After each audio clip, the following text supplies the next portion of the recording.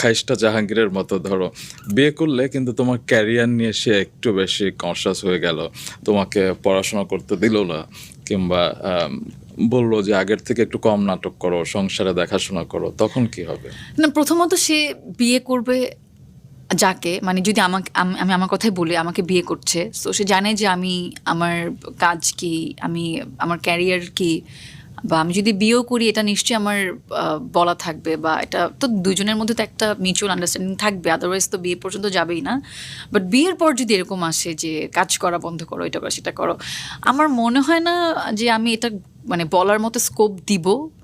বা এটা বলার মতো সেই এটা হবে। কারণ হচ্ছে আমি মানে